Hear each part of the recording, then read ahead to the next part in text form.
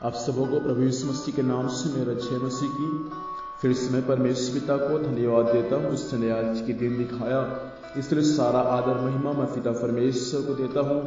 आइए आज की सुबह हम परमेश्वर के वचन से सीखेंगे। मेरे साथ में निकालिए उत्पत्ति की पुस्तक, उसका 3 अध्याय, उसका 8 पद में इस प्रकार से लिखा है, तब यहोवा परमेश्वर जो दिन के ठंडे समय वाटिका में फिरता था का शब्द उनको सुनाई दिया।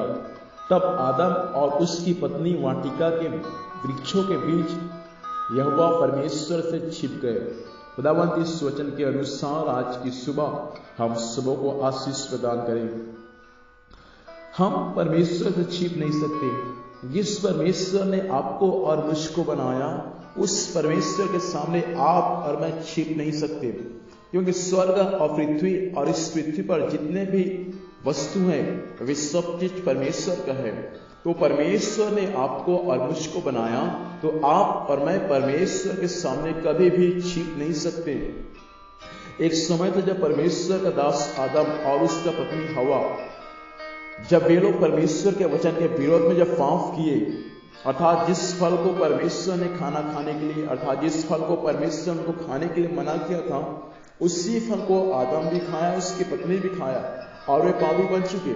लेकिन फल को खाने के बाद हवा और आदम जब उस अदन की वाटिका को में जो फल था, भले बुरे ज्ञान के वृक्ष का फल, परमेश्वर उसको मना किया था, लेकिन जब वे दोनों आपस में उस फल को खाएं, तब उनके जीवन में जो परमेश्वर का आनंद था, हालेलुया, एक समय तक वे लोग परमेश्वर की वाणी जो एक समय उनके लिए आनंद का कारण था, वह परमेश्वर की वाणी उनके लिए भय और आतंक का कारण बन गया। परमेश्वर के शब्द में या परमेश्वर की वाणी में या परमेश्वर की उपस्थिति में कोई परिवर्तन नहीं आया, लेकिन मनुष्य पाप करने के बाद उनके जीवन में क्या आ गया? परिवर्तन ले आया। आदम और हवा पाप करने के दौरान उनके अंदर में एक भय आ गया, उनके जीवन पर एक डर आ गया। और जब परमेश्वर के वचन में लिखा है, जब आदम हवा फिर से शाम के समय जब परमेश्वर का आवाज उस वाटिका में गूंजा, हे आदम तू कहां है, तब आदम और उसकी पत्नी हवा उस पेड़ के नीचे में छिप गया। क्यों छिप गया? क्योंकि उसने क्या किया था? परमेश्वर के वचन के विरोध में क्या किया था?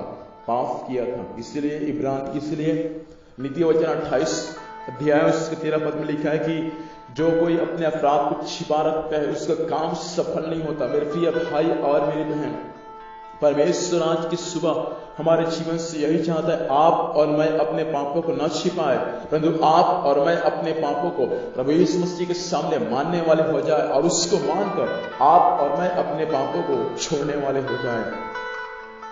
कई बार हमारी धार्मिकता, याद रखना, परमेश्वर के वचन में लिखा है, यशायाह 64:6 में लिखा है, हमारी धार्मिकता उस परमेश्वर के सामने मैले चिथड़े के समान है।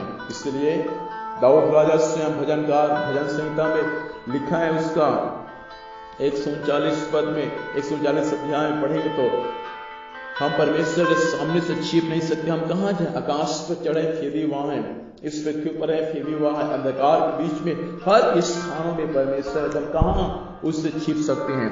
परमेश्वर के प्रिय लोगों, परमेश्वर की आंखें हर समय हमारे लिए खुला रहता है।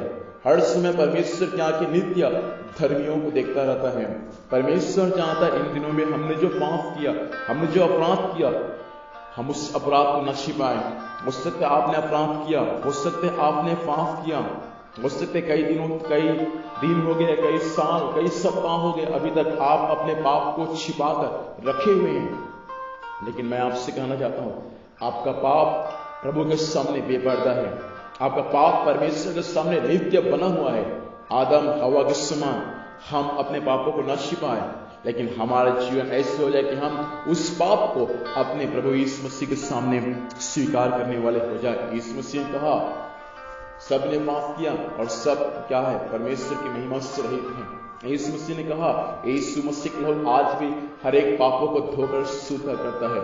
मेरे प्रिय भाई और बहन, एक बार और अपने पाप को मान ले, अपने पाप को स्वीकार कर ले, प्रभु जरूर आपके और मेरे पाप को क्षमा करेगा। और एक बार और परमेश्वर आपके और मेरे जीवन में कुछ नया काम को परमेश्वर प्रकट करेगा। आइए हम अपने पापों को न छिपाए, परंतु हम अपने पापों को स्वीकार करके उससे प्रार्थना करने वाले हो जाए।